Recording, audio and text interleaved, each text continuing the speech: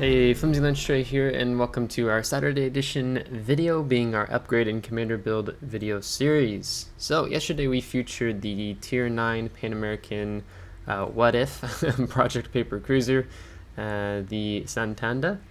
So today we're going to be doing an upgrade and commander build on the ship, looking at the commander, upgrades, modules, and so on and so forth. So first, let's just get in talking about what type of ship this is, which I did cover in yesterday's Friday highlight, which I'll put at the end of this video if you want to see this in battle. 2 convoy matches. But it's a light cruiser, you know, it's not a cruiser that's meant for necessary brawling. It's not a cruiser meant for, it's not a sniper cruiser, because these 152mm shells are rather floaty. So you play this particularly around the concealment. So max concealment is 10.3 kilometers. So you can even actually stealth torpedo. Torpedoes are 10.5 kilometer. So a lot of times you're going to be kind of working the ship around key objective areas, and you want to utilize islands and smoke when possible. So looking at the armor layouts, so you're covered in 25mm. So another reason why this is not a brawling cruiser. Even though you do get a specialized repair team, which I'll talk about here shortly. The deck, though, on the mid section of the ship, the hull is 27mm, so a little bit more stronger. Now, one thing that you can do with Santander, if you do it right, or the enemy cruiser, or even a battle cruiser, battleship fires at you, is that you do have a 102mm armor belt. But you do need to note that this is your Citadel also. So it is possible to bounce larger caliber shells off of this if you angle right, they're trying to go for your Citadel. But you just have to be mindful, because you can easily get dove struck in Santander, especially when you're looking at how large the Citadel is, going from the forward main battery turret to the rear main battery turrets. And then you do get Citadel plating even further below, 25mm, so that's kind of interesting. They did put an additional amount on the bottom there. Now we're looking at the turrets, 165 on the front, 76 on the side, 102 on the top, and 178 on the back. So actually these turrets are the strongest armor is on the rear, the rear plating of these main battery turrets. So that's honestly rather interesting. Usually your front turrets, the front of the turrets, the armor scheme is the strongest, or the thickest, I should say. That is not the case here at Santander, so it is easy, if you're going up against a heavy cruiser, or even light cruisers, if they're going for your main battery guns, especially even on the sides, they can knock out your main battery turrets. So just be advised and be aware that there's a possibility here at the ship. Now going over to the modules, so these are 152mm guns. The reload time is 6.2 seconds. The 180-degree turn time is 8.3 seconds, and you only get AP with these, so it's 3,400. That's the maximum AP shell damage. Now when talking about the ship overall, I'm trying to find a YouTube comment, and I wanted to phrase it correctly. So now I have to go to my channel to pull up said video. So one of my dudes who's been following the channel for a long time, Dewani, said that these guns, they do have the improved penetration angle, but with normal AP fuse. So that was kind of confusing me the other day when I couldn't remember straight. So thanks, mate, for making that comment. So you, basically, as he says, you need a well-angled destroyer in order actually for them to have full pin, rather than just over penetration. The hull, you go from hull A to hull B, so you do get a notable amount more of hit points when you go up, so 4,100. A little bit of buff on the AA defense and also on the maneuverability. So the hull is the first thing you're going to want to upgrade on this ship. And then torpedoes can't be upgraded. They just have their standard reload time of 106 seconds, which we're going to talk about improving that, 10.5 kilometer torpedo range, and a maximum damage of 17,500 in 66 knot range. The detectability range of these torpedoes is 1.3 kilometers, so it's even better than the Japanese light cruiser line. I think that's a bit of a lot of jokes lately of how poor that line is. Going to the gunfire control system, your stock range is 13.9 kilometers, which is pretty rough. And then you'll go to the modification 2, which will take you up to 15.2 kilometers. I still do recommend going just for the hull first to have the additional health pull, and then go for the main battery firing range next. These shells are just floaty, and you definitely do need more than the 13.9 kilometers. So just hang in there after you've grinded out the hull, then go for the gunfire control system. Your speed is 33 knots. You can increase that with the Sierra Mike Bravo flag to 35 knots, so have a little bit faster speed there. Then going into the upgrades, so with being tier 9, you've got 6 slots. So the first one I'm going to recommend is the main armaments modification 1, because this reduces the risk of your main battery and your torpedo tubes becoming incapacitated by -20%, and I was just showing you the armor scheme of the main turrets, and they're pretty weak. It also improves your main battery and torpedo tube survivability by +50%, and your main battery and torpedo tube repair time is reduced by -20% if they should be incapacitated. Don't worry about the auxiliary armaments modification. You don't have secondaries, really to be, this isn't a secondary cruiser, nor is this an AA cruiser. There's other cruisers at tier 9, tier 10 that do a much better job, so I don't recommend building into it. Magazine modification 1 you don't need, because you just simply take the Juliet Charlie combat signal, which completely eliminates the risk of your ship's magazine detonating, versus just having a -70% chance with the magazine modification 1. Slot 2, for just a standard upgrade, I'd recommend taking the engine room protection. This is a ship that you are going to have your steering gears, you are going to have your engine knocked out from time to time. So reducing the risk of the steering gears or engine becoming incapacitated by -20% helps, and also reducing that repair time by -20% if either of those should be knocked out. The other two things I'm really going to recommend here is you could either go for the surveillance radar modification, a special upgrade which would extend your action time by +20%. So right now it's 25 seconds action time. So this would push you up over 30 seconds. So if you want to have that longer 9-kilometer radar, you can easily do that here. You can build into that. Alternatively, you can build into the hydroacoustic search. This extends the short range hydroacoustic search. That's what you have on this line, by +20%. So then you would go from 100 seconds to over 120 seconds, or roughly that. So that is just something to take note of. If I was going to play this ship more, I would invest in the surveillance radar modification 1, but I don't foresee myself playing this line too much. I mean, it has yet to be decided with the San Martin, but kind of like some of the other tier 9 cruisers, just a little bit more than Santander. On slot 3, I recommend the aiming systems modification 1. This reduces your main battery shell dispersion by -7%, basically meaning that your horizontal and vertical dispersion are tighter shell groupings. So that's meaning you're going to be more accurate and likely to land your shells on target. You also get a buff to your torpedo tube traverse speed by +20%, and a small secondary buff, but actually, this ship doesn't even have any secondaries. I thought it didn't, but I just wanted to make sure, so we'll just check and look into that. The main battery modification 2, just to have quicker main battery traverse speed, you don't need. I mean, the 180-degree time is 8.3 seconds, so these are very fast turning turrets. And yeah, basically the aiming systems modification 1 is the clear winner. Now, alternatively, if you wanted to go for torpedoes, which I think maybe San Martin would do even better, you could take torpedo tubes modification 1, but ultimately this is a light cruiser. You're going to be playing around your guns, not your torpedoes.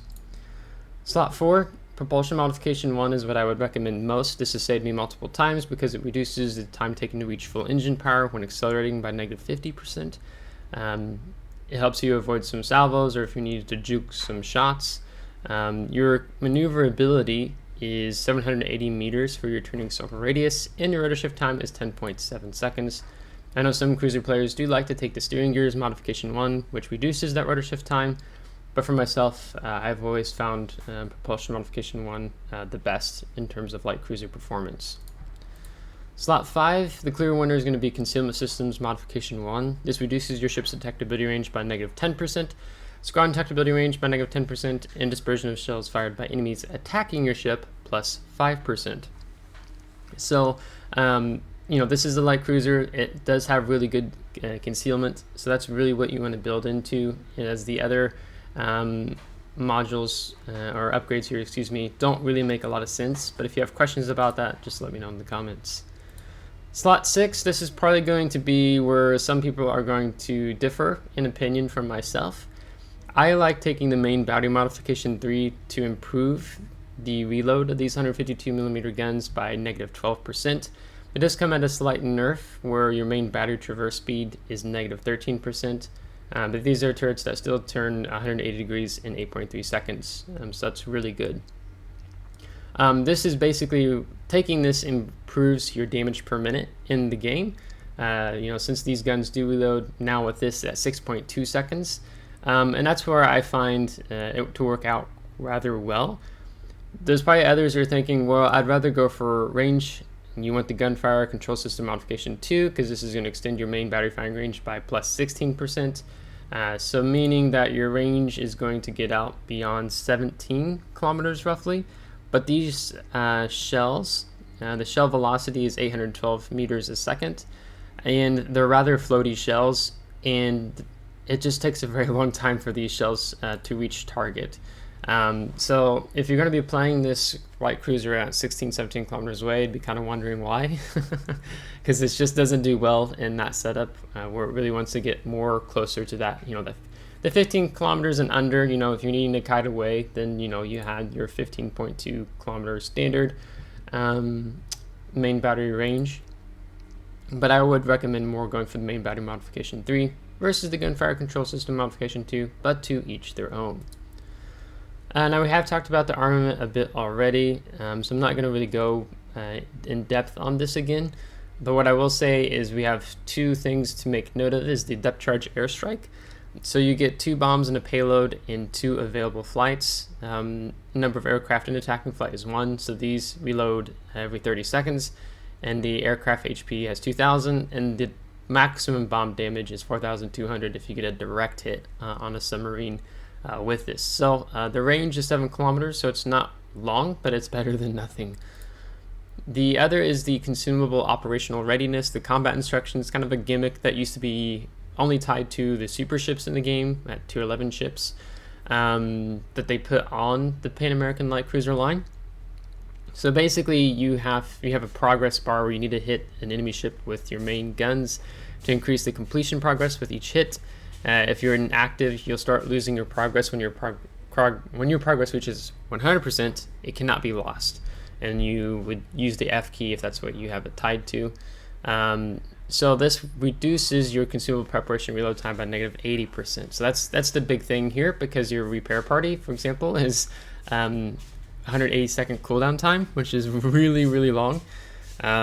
So it's kind of meant to use this combat instructions because of even your radar has a cooldown time of 180 seconds. Your hydro is 180 seconds. So it's rather ridiculous. So you do want to be able to fill this progress bar when possible so you can activate this. Now your consumables, your damage control party, standard for light cruiser, 5-second action time, cooldown time, 60 seconds. You have unlimited charges. Specialized repair teams, your HP per second is plus 580. If you mount the India Delta combat signal, it jumps up to plus 696, and this lasts for 20 seconds. Cooldown time of 180 seconds, and you get 4 consumables without even taking Superintendent. So that's actually quite nice. You also have Surveillance Radar, 9 kilometer, 25-second action time. You get 4 of them. You can swap this out for spotting aircraft, but I don't recommend doing that. I just don't. Once it takes Surveillance Radar. And you can see the cooldown time even for the planes is 240 seconds. And then in the last slot, you have the short range hydroacoustic search, which means you're detecting torpedoes and ships at 3 kilometers away. The maximum depth of a submarine you can spot 2 kilometers away. Action time 100 seconds. So this is really, I recommend taking most, because the defensive AA fire, again, this isn't it should be probably better, but it's not in terms of your anti-air defense. Is rather poor on the ship, so I don't really recommend taking defensive AA when the hydro will give you much better survivability and avoiding torpedoes when you do need to push in. Now, in terms of the combat signals, I'm just going to recommend to you my setup and what I typically take. You don't have HE, so you don't need to even worry about taking the Victor Lima. Only it would increase a chance of flood. So this is probably something pretty standard to what I would take here overall. Now, the last point of discussion is the commander, and this is going to be pretty easy, and there's going to be some options to you. So for a 10-point commander, the first skill, 1-point skill I recommend picking up is Last Stand, because as I said in the beginning of this video, your engine and steering gears are going to be knocked out from time to time. So taking the Last Stand, this means your ship remains partially able to sustain speed and maneuverability with the engine and steering gears incapacitated. Next, because you're in a very light cruiser that can be slapped and dove struck very easily, I myself just really enjoy running Priority Target, which tells you how many enemy ships are currently aiming at your ship with their main battery guns. This would be a 3-point commander. 6-point skill, or 6-point commander, I'd then recommend taking Adrenaline Rush. As your ship loses health, hit points, your main battery, your torpedo tubes are going to be reloading faster, and you get slight buff on your continuous AA damage. For a 10-point commander, Concealment Expert, so that you can get down to that max concealment of 10.3 kilometers by sea and 6.9 kilometers by air, or by depths, as it were. A 13-point commander, I'd recommend then taking Survivability Expert. This is going to increase your HP per each ship tier, meaning you have 48,350 hit points, and that torpedo protection damage reduction is 7%. I thought it had some, and so it's just 7%. After this 13-point commander, I'd then recommend going for the 16-point, which would be Superintendent. This gives you 5 specialized repair teams, 5 short-range hydroacoustic searches, and 5 radars. And then after this point, I would say it's really up to you to what you would want to build into. Although I'm going to say again, I don't recommend building even into the AA skills on your commander. If you want to play AA, take Seattle, take Worcester, take Neptune, take Minotaur. Those cruisers are going to have a better overall AA performance than this Santander. Myself, I'm rather tempted to actually build into the torpedoes more. In yesterday's video, you saw me actually do some nasty things with these torpedoes, whether it be brawling or just torping ships that are pushing into you. If you take the enhanced torpedo explosive charge, let me pull up torpedoes here on the sidebar. Before I click on that skill, your maximum damage is 17,500, which is pretty nice. Then you take this and it's going to jump up to 20,125. So your torpedoes are doing some serious damage that rivals other destroyers in the game. Rather nice. And then for the last 2 points, making a 21-point commander, which is a max commander you can have here in Warships, is taking the torpedo tube reload time, which is going to, it's called Fill the Tubes. But it reduces your reload time by negative 10%, meaning that instead of having a 106-second reload, you now have a 95.4-second reload, meaning basically a minute 35 seconds. So that's rather nice. And part of this is I'm like, okay, if I'm going to build into this on the Santander, I know the San Martin actually does even a little bit better job with this than the Santander itself, but you'll find out that when I future the San Martin later. So this is what I am intending to go for build-wise here. Now, the other option that you could take is that you could take the radio location, which basically it points towards the nearest enemy ship towards you and giving you this kind of arc pointing in that general direction. That's a useful skill if you're hunting down destroyers. And myself, having the hydro to avoid torpedoes or having that 9-kilometer radar just helps, and I tend to have a roughly good idea and with my skill floor as a player to know, generally speaking, where the enemy destroyer may be at. Not always, of course, you will be caught out. Even the pros get caught out in this game. So that would be a worthwhile 4-point skill to build into. And then you could even drop Priority Target, and then pick up Fill the Tubes, and then take Incoming Fire Alert as an example, which gives you warning about a salvo fired at your ship from a distance of more than 4.5 kilometers away.